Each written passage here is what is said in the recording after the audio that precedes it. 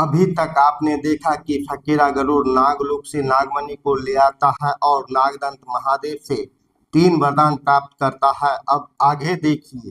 फकीरा गरुड़ तेज गति से उड़ता जा रहा था। वो कहीं जल्द से जल्द पहुंचना चाहता था। वो तेज गति से जा रहा था, रात के अंधेरे को चीरता जा रहा था। नागदंत अपने घर आता है तो देखता है, तुम नहीं जानती हो अरुता कि वो फकीरा गरुड़ बहुत शातिर और खतरनाक है। वो नागलोक से नागमणि ले गया है। जो नागमणि को नागलोक से ले गया है तुम नहीं जानती हो।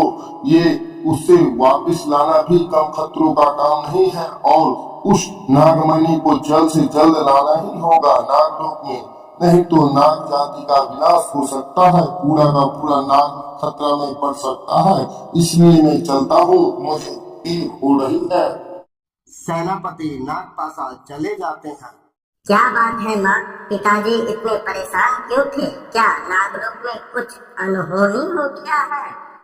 हाँ बेटा, नागलोक में बहुत बड़ा संकट आ गया है। नागलोक का दुश्मन गरुड़ नागलोक से नागमणि चुरा कर ले गया। पिताजी नागलोक के सेनापति हैं तो उनकी जिम्मेदारी हो जाती है वो नागमणि को नागलोक में फिर से वापस लाए ताकि नागलोक और समस्त नाग जाति का भला हो सके। वो गरुड़ कहाँ रहता है माँ, और नागमणि को कहाँ रख सकता है? मैं लाऊंगा अपने नागमणि और उस शैतान गरुड़ को भी सबक सिखाऊंगा ताकि वो नागलोक के तरफ भूल कर भी न आवे। बेटा, मैं नहीं जानती गरुड़ कहाँ रहता है और ये काम करने के लिए तुम अभी बच्चे हो, इसमें बहुत खतरा है। जब मेरे नागलोक पर खतरा है माँ, तो मैं बिना खतरे के कैसे हो सकता हूँ? और मैं भी पिताजी के जैसे भविष्य में नागलोक का जिम्मेदार साहसी नाग बनना चाहता हूँ माँ। इसलिए अब मैं उस गरुड़ को सबक जरूर सिखाऊंगा और अपना नागमणि सुरक्षित वापिस नागलोक में लेकर आऊंगा। फकीरा गरुड़ एक गुफा के पास उतरता है। उस गुफा के अंदर चला जाता है, लेकिन उसे पता नहीं था कि उसे ऐसा करते कोई देख रहा था। आओ आओ आओ मेरे सच्चे दोस्त, तुमने तो कमाल कर दिया। जो काम कोई नहीं कर सका वो तुमने कर दिया। सच में आज मैं बहुत खुश हूँ। कहाँ है नागमणि? मुझे मालूम था ये काम तुम जरूर कर सकते हो। नागमणि मैं ला सकता हूँ, ये बात तुमको पहले से ही मालूम था, लेकिन वो नागमणि तुम्हें नहीं दूंगा, ये बात तुमको पहले से नहीं मालूम था। ये क्या कह रहे हो तुम मेरे दोस्त हो? मैंने तुमसे दोस्ती इसलिए की तुम मुझे नागमणि लाकर दोगे और मैं नागलोक पर राज करूंगी और तुम्हें नागलोक में एक ऊंचा पद दूंगी और नाग और गरुड़ की दुश्मनी खत्म हो जाएगी। नहीं नागिन, नहीं सोनिया नागिन, तुम मुझसे दोस्ती इसलिए ही की कि मैं तुम्हें नागमणि ला कर दूंगा और तुम मुझे नागलोक में ऊंचा पद दोगी। तुम मुझे अपने जैसा अपने धर्म का गद्दार समझ रही हो। तुम अपने छल से अपने नागलोक पर राज करना चाहती हो। ये तुम क्या कह रहे हो मेरा दोस्त?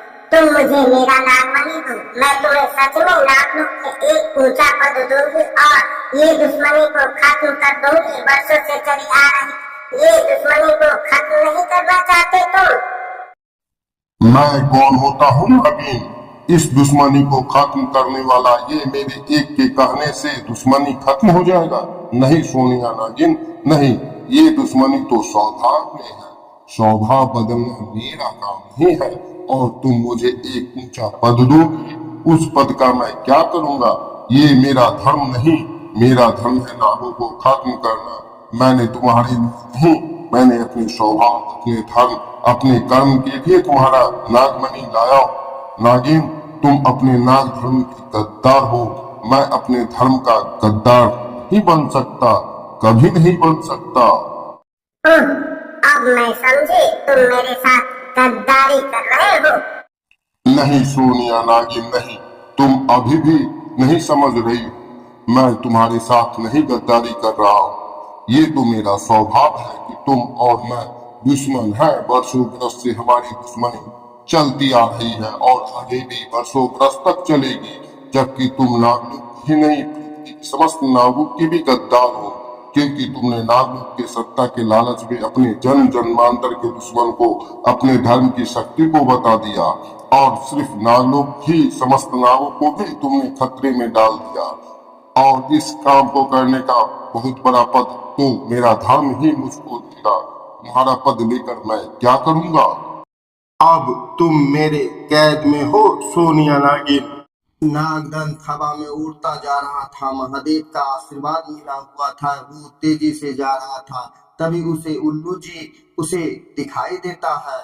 नागदंत उल्लू जी के पास पहुंच जाता है और पूछता है, प्रणाम उल्लू जी, क्या ये बात सही है कि गरुड़ नागलोक का नागमणि चुरा कर ले गया है? हाँ बेटी नागदंत, ये बातें एकदम सही है। क्या आप बता सकते हैं कि वो कहाँ मिलेगा, किस दिशा में मुझे मिलेगा? मैं तो नागमणि उससे लेकर अपने नागलोक को वापस करना चाहता हूँ। मेरे साथ चलो, मैं उस पर ही निगरानी कर रहा हूँ। तुम रहोगे मेरे साथ तो ज्यादा अच्छा रहेगा। नागलोक का भविष्य अब तुम जैसे युवा पर ही निर्भर है। अपने दुश्मन को पहचानना सीखो। उल्लू जी और नागदंत दोनों एक गुफा के पास उतरते हैं। आपने एकदम सही कहा उल्लू जी। अब मेरा और मेरे मित्रों का काम है। आओ मेरे मित्रों, बाहर आओ। ओम नमः शिवाय, ओम नमः शिवाय, ओम नमः शिवाय, ओम नमः शिवाय, ओम नमः शिवाय। तभी नागदंत के शरीर से तीनों नाग बाहर आते हैं और बोलते हैं, ओम नमः शिवाय, ओम नमः शिवाय, ओम नमः शिवाय। मित्रों, इस समय नागलोक पर गंभीर संकट आया हुआ है, इसलिए मैं आप सभी को बुलाया हूँ। मेरी बात को ध्यान से सुनिए। इस गुफा के अंदर दुश्मन है जो नागलोक से नागमणि को चुरा कर ले आया है। ये तो बहुत गंभीर बात है। अंदर गुफा के अंदर कितना दुश्मन है, नहीं है नागमणि, उसने कहाँ रखा होगा, उसे कैसे हासिल करना है, ये सब बात ध्यान में रखकर ही अंदर गुफा में प्रवेश करना होगा, नहीं तो दुश्मन हम पर भारी भी पड़ सकता है।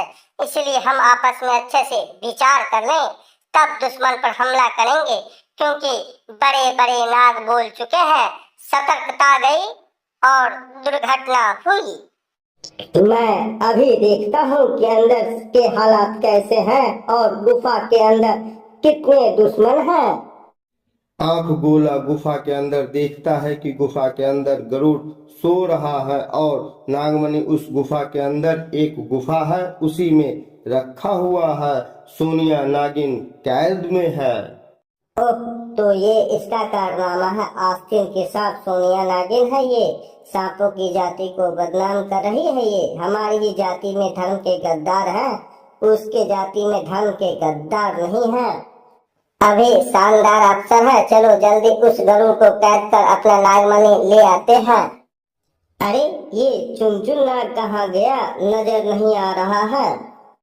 इधर चुनचुन नाग चुपचाप नागमणि को लाने गुफा के अंदर जा चुका था और नागमणि को के पास पहुंच जाता है। तभी नागमणि को छूते ही चुनचुन नाग नागमणि से दूर फेंका जाता है और गरुड़ की आंखें खुल जाती है।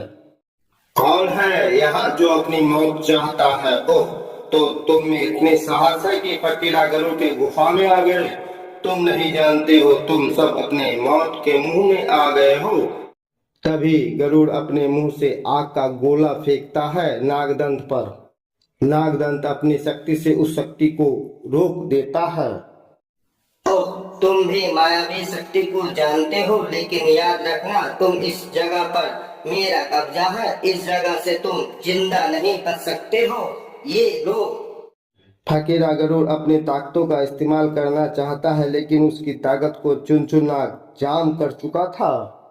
अरे ये क्या हो गया, मुझे मेरी समझ में नहीं आ रहा है, मेरा शरीर अकड़ क्यों रहा है। और धीरे धीरे फकीरा गरुड़ बेहोश हो जाता है। मैंने कहा था ना नागदंत भैया, मैं अपना काम चुन चुन कर करता हूँ और सही समय पर करता हूँ। ये अपने आप को बहुत बड़ा तोप समझ रहा था, चुन चुन के सामने चुन चुन के।